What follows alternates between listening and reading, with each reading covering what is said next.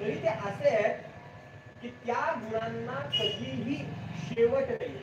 अशी तरी समस्या कंचनम सिंधू पात्रे सुरतरुवर शाखाने पत्रमोदी लिखति यदि गृहीत्वा शारदा सर्वकालं तदपि तव गुणानां ईशकारं नयाति. हे पुष्पदत्तांनी ज्याप्रमाणे भगवान शिवांच्या संबंधाने वर्णन केलंय तेच वर्णन नामदेवरायांना विचारा. याच्या खोड्या सांगू किती मही पत्र सिंधू वाटे. अहो या पृथ्वीचा जरी पत्र केलं भुजपत्र केलं आणि समुद्राची शाई केली, काय वर्णन आहे पहा.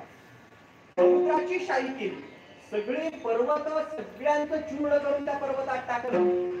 सगळा समुद्र केवढा अथांग आहे, त्याची घोटून घोटून शाई केली. या पृथ्वीचं भुजपत्र केलं लिहिण्यासाठी. आणि कल्पतरूची जर लेखणी केली, कल्पतरूची एक शाखा काढून त्याची जर लेखणी केली, कल्पतरूची बरं का, त्याची लेखणी केली आणि लिहायला कोण, साक्षात शारदा जरी लिहत बसली आणि त्याच माता सरस्वतीने सर्व काळ पूर्ण वेळ जरी भगवंताच्या लीला लिहत बसली ती, तरीही त्या खोड्या सांगून पूर्ण होणार नाही. अशा खोड्या, एवढ्या खोड्या भगवंताने केल्या. आपण आपल्या लहानपणापासून भगवंताच्या खोड्या आहे. पण आज आता भगवंतांकडे आपल्याला ऐकायचंय असं म्हटलं की काय नवकार्य नसते. भगवंताचं चरित्रच एवढं गोड आहे, भगवंताच्या लीलाच एवढ्या गोड आहेत, त्या किती वेळा जरी ऐकल्या तरी त्याची गोडी संपत नाही. काल महाराजांनी सांगितलंय ते विटत नाही. त्याला कधीही कितीही आपण दाखवत राहिलो तरी त्या वीट येत नाही. असं भगवंताचं चरित्र. त्या चरित्राचा थोडक्यात आपल्याला उल्लेख आपल्या वेळेमध्ये आपण करायचा आहे. या भूभागाचा फळ करण्यासाठी या भूमीवर अनेक राक्षसांचा जेव्हा प्रादुर्भाव झाला, जुने राक्षस राजांच्या रूपात जन्माला आले आणि त्यांनी या भूभार केला, सगळ्या लोकांना त्रस्त केलं, भगवत भक्तांना त्रास दिला. त्यावेळी भगवंताची प्रार्थना सगळ्या देवांनी केली. स्वतः पृथ्वी गोमातेचं उदाहरण करून भगवंताजवळ गेली आणि मग सगळ्या देवतांनी करिता ती स्तवना पुरुषसूक्ते, पुरुषसूक्ताद्वारे भगवंताचं स्तवन केलं.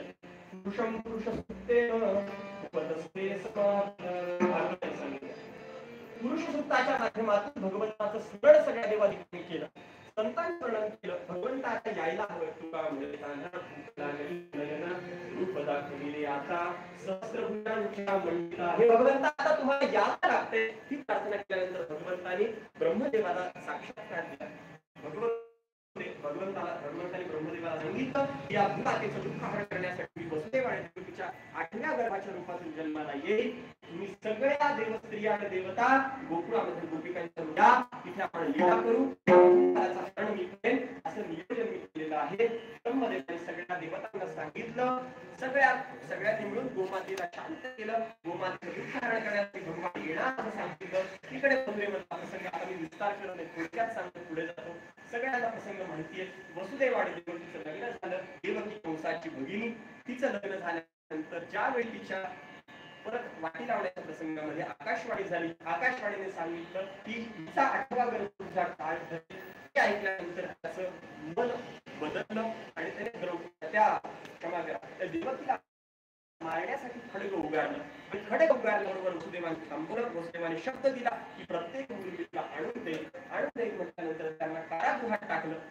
तिला जेव्हा पहिला पुत्र झाला कीर्तिमंत नावाचा, त्या कीर्तिमंताला जेव्हा वसुदेवांनी आणून दिल्यानंतर कंसाने त्याला परत केलं. नष्ट झाली. नारदांनी बुद्धिभ्रम केला आणि बुद्धिभ्रमातून त्याला सांगितलं प्रत्येकाला एकाला सोडून नको, सगळे मारून टाक. कोण आठवाय सांगता येत नाही तुला, त्यामुळे सगळ्यांना मारून टाक म्हटल्यानंतर प्रत्येक मुलाला मारलं. 6 मुलं देवकीची मारली. 7व्या रूपामध्ये भगवान शेष बलरामाच्या रूपात अवतरित होणार म्हणून आले. त्या गर्भाचं भगवंतांनी मायेद्वारे आकर्षण केलं. दोन्ही मातेच्या रूपामध्ये तो गर्भ संस्थापित केला. 8व्या गर्भाच्या रूपात भगवान प्रकट झाले. निषेध मोहिते जायमाने जनार्दने